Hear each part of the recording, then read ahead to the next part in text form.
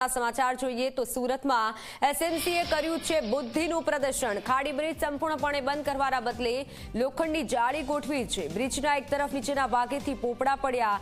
લોકો જીવના જોખમે પસાર થઈ રહ્યા છે। આ બ્રિજ પરથી બ્રિજની રિપેરિંગની કામગીરી 1 મહિના બાદ શરૂ કરાશે। બ્રિજમાંથી પોપડા પડતા બ્રિજ બંધ કરવાના બદલે નાની જાળી મૂકી સંતોષ માન્યો છે। છેલ્લા 1 વર્ષથી બ્રિજનો એક તરફનો ભાગ બેસી ગયો છે। સ્થાનિકોએ 25 થી 30 વખત ઓનલાઈન ફરિયાદ નોંધાવવા છતાં કોઈ નિરાકરણ ન આવ્યું। મહિલાઓ અને બાળકો ગ્રીલ કૂદી પસાર થવા મજબૂર બન્યા છે। આ ગ્રીલ નહીં કૂદે તો 2 કિલોમીટર સુધી ફરીને જવું પડશે। આ બ્રિજ બંધ કરતા 30,000થી વધુ લોકોને અસર થઈ છે। બ્રિજ પર માત્ર નાની જાળી મૂક્યા બાદ કોઈ મોટી દુર્ઘટના સર્જાય તો જવાબદાર કોણ તે એક મોટો સવાલ છે।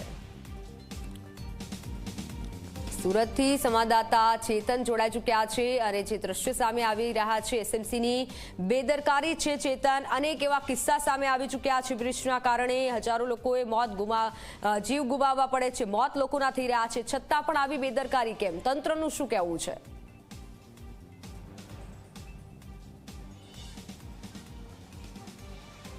જી બિલકુલથી વડોદરા બ્રિજ દુર્ઘટના બાદ પણ સુરત મહાનગરપાલિકાનું જે તંત્ર છે તે સુધરવાનું નામ નથી લઈ રહ્યું। આપ જોઈ શકો છો ડિંડોલી જે પ્રિયંકા સોસાયટી છે ત્યાંના સીધા દ્રશ્ય છે, જ્યાં ખાસ કરીને જે ખાડી બ્રિજ છે તે એક તરફનો જે ભાગ છે તે ભાગ બેસી ગયો છે, જેને કારણે જે સ્થાનિક જે લોકો છે તે આ ગ્રીલ કૂદીને જઈ રહ્યા છે। પોતાના જીવના જોખમે અહીંથી પસાર થવાની નોબત આવી રહી છે। મહત્વની વાત છે કે સ્થાનિક લોકો દ્વારા 25 વખત ઓનલાઈન ફરિયાદ કરવામાં આવી છે, પરંતુ જાડી ચામડીના જે અધિકારીઓ છે તેમણે ફક્ત આ રીતે જે ગ્રીલ છે તે ગ્રીલ લગાડીને પોતાનું કામ પૂરું કરી દીધું છે। અહીં રોજે રોજ જે બાળકો છે, જે વિદ્યાર્થીઓ છે તે આ ગ્રીલ ક્રોસ કરીને જતા હોય છે। મોટી દુર્ઘટના બનશે તો તે પાછળ જવાબદાર કોણ, તે અંગે અનેક સવાલો હાલ ઊભા થયા છે। આપ જોઈ શકો છો જે મહિલા છે તે મહિલા અહીંથી જઈ રહી છે। મહિલાઓને ખૂબ જ તકલીફ પડી રહી છે, તેમ છતાં અહીંના જે જાડી ચામડીના જે અધિકારીઓ છે તે આ ખાડી બ્રિજ નથી બનાવી રહ્યા।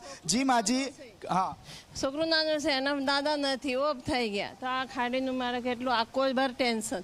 અમારા ઘરમાં બી ઝઘડો થાય, બહુ એકલી કામ કરે, મેં છોકરાનું ધ્યાન રાખું। હા, અમારા પરિવારમાં સુધી અલગ થઈ ગયું। મારી બહુ બી માયકે બેસી ગઈ, બોલો 6 મહિના સુધી બહુ બી માયકે બેસી ગઈ। છોકરાને રાખો, ધંધો કરો, ઘર સંભાળું, શું કરું? જી આપ જોઈ રહ્યા છો જે સ્કૂલના જે વિદ્યાર્થીઓ છે તે વિદ્યાર્થીઓ પણ પોતાનો જે જીવના જોખમે અહીંથી પસાર થઈ રહ્યા છે। આ જે 25 ફૂટનો જે ભાગ બેસી ગયો છે તેને સંપૂર્ણપણે કોર્ડન કરવાના બદલે સુરત મહાનગરપાલિકાએ ફક્ત અહીં ગ્રીલ બનાવી દેવામાં આવી છે। આપણી સાથે મહિલા જોડાય છે। जी कितनी दिक्कतें हो रही है? बहुत दिक्कत हो रही है, मतलब है ना, डेंगू है, मलेरिया है, कचरा फेंकते यहाँ पे, जाने की दिक्कत, आने की दिक्कत, पूछो मत, मतलब बहुत हो रहा है। ऊपर से ये मतलब बांस मारता है और कचरा भी सब यहीं पे फेंकते हैं। જી આપ જોઈ રહ્યા છો ખાસ કરીને લોકો જે છે તે પોતાના જીવના જોખમે અહીંથી પસાર થઈ રહ્યા છે, કારણ કે આ 25 ફૂટનો જે ભાગ છે તે ગમે ત્યારે બેસી જાય તેવી પૂરેપૂરી શક્યતા જોવા મળી રહી છે। જાડી ચામડીના તંત્ર સુધરતા નથી। બેન, કેટલી મુશ્કેલીઓનો સામનો?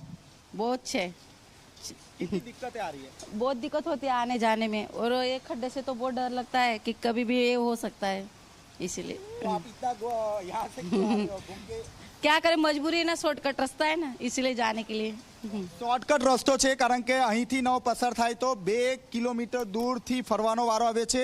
जी कितनी दिक्कत है? बहुत ज़्यादा दिक्कत है, खासकर महिलाओं को आने जाने में बहुत दिक्कत होती है। डाकने में बुजुर्गों को, बूढ़ों को, समझ लो कई बुजुर्ग तो गिर गए बेचारे, हाथ पैर में चोट आ जाती, फिर भी परेशानी वही है कि रास्ता एक ही है, बीजा रास्ता नहीं। जी कितनी दिक्कत हो रही है? फरियाद की है? बहुत दिक्कत हो रही है, बहुत बार फरियादी का कोई सुनाई नहीं है। और इधर आदमी निकलते, कितनी बार तो औरतें गिर गई, 2 आदमी को तो उठाया, इधर से उठाया 2 आदमी को तो। और मेन रोड ये संतोषी नगर, प्रियंका संतोषी नगर, ये मेन रोड ही है। आने जाने का रास्ता सब बंद है। घूम के आने का मतलब 1 किलोमीटर घूम के आओ तब इधर आ सकते हो, बाकी कोई रास्ता नहीं है। इधर से गली में जाओगे तो गली वाले बंद है, रिक्शा आगे रख देते, वो गली बंद है, वो गली बंद है, आने का रास्ता कहाँ है? आना हो तो साई पॉइंट पे हो क्या हो, या उधर घूम के आओ ओमनगर साइड में। जी फरियाद की है? हाँ, फरियाद किया हुआ है। ये खाली आके बैरियर लगा के चले जाते हैं, उसकी सुनवाई कुछ होती नहीं है, और हर साल का यही 2 साल से ऐसे ही चल रहा है। જી, આપે જે રીતે સાંભળ્યું તે રીતે છેલ્લા 1 વર્ષથી આ રીતે જે ખાડી બ્રિજ છે તે એક તરફનો નમી ગયો છે. હું કેમેરામેનને કહીશ કે જે દ્રશ્યો છે તે બતાવવાનો પ્રયાસ કરે. આ ખાડી બ્રિજ છે એક તરફનો નમી ગયો છે. વરસાદની જે સિઝન છે તેમાં પાણીનો પ્રવાહ સૌથી વધુ હોય છે, જેને કારણે આ એક તરફનો જે બ્રિજ છે તે નમી પડ્યો છે.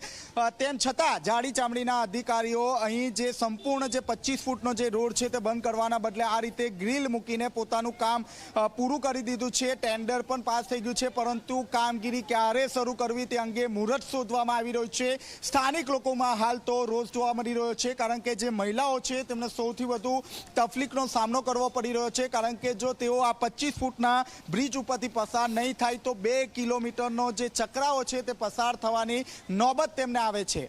જી.